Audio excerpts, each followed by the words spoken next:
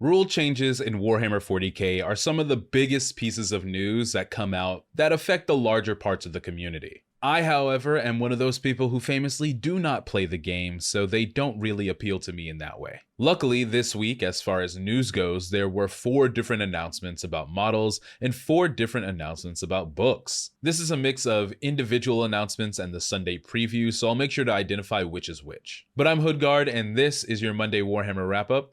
Let's get into it. The Emperor's light is my torch! Death to the enemy! We shall be the end of you! Feel the might of the righteous!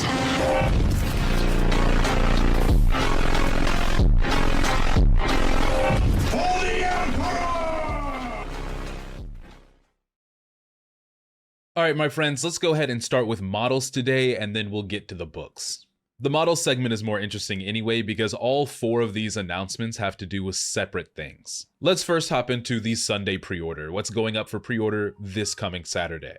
This isn't necessarily a 40k thing, but for my people who love kit bashing and just the miniature side of the hobby, you're gonna love this. There is a Horus Heresy melee weapon upgrade sprue going up for pre-order. And this is one of the largest upgrade sprues that I have ever seen. Not only that, but I personally really love the way a lot of Heresy arrow weapons look, so being able to kit bash these onto my more modern Space Marines is going to be awesome. What I'm really excited for are the 2-handed Thunder Hammers as well as the Power Spears. I've never seen those before. It also comes with a lot of arm pieces, which I think are supremely lacking in a lot of 40k upgrade kits. Again, for my Heresy players and people who really enjoy kit bashing, you're not going to want to miss out on this. Our next announcement has to do a little bit with a leak. Now, I don't really cover leaks or rumors myself, that's not my type of content, but this leak turned into a confirmed fact very quickly. Earlier this week, there was a leak about a new Eldari model coming to 40k. This is probably supposed to be announced next year when the Eldari get their refresh. But the model is the newly redone Phoenix Lord Fugan. And not even 2 days after this leak, Games Workshop already had an official announcement out on their website. Obviously, there's no date as to when this particular model will be coming out, but it is official and it will be coming next year. It's a really cool model and definitely makes the Phoenix Lord a lot more proportionate than his older version. Alright, another model going up for pre-order this Saturday is the new Holiday Gobbo model. Every year around this time, Games Workshop will come out with a specific holiday model from 40k. And it will generally also follow the Red Gobbo. This one features that same beloved character, this time with an ornament grenade and a snowman containing a bomb.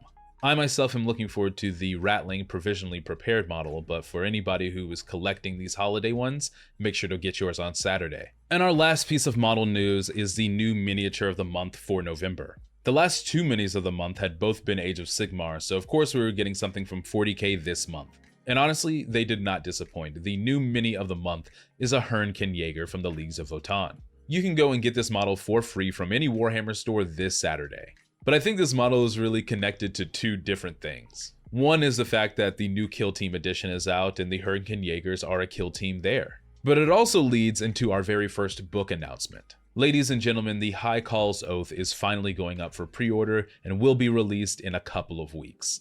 This is the very first book about the Leagues of Votann specifically. This book, written by Gav Thorpe, is going to be about the Leagues of Votann, specifically the league known as the Trans-Hyperion Alliance. They are the furthest traveled of all of the leagues and have a very wide presence throughout the galaxy. And in the snippet we got when this book was announced, we even learned that the Trans-Hyperion Alliance does things like harvest hive ships. On Saturday, you'll be able to pre-order this book in a hardback edition as well as a special limited edition signed by the author.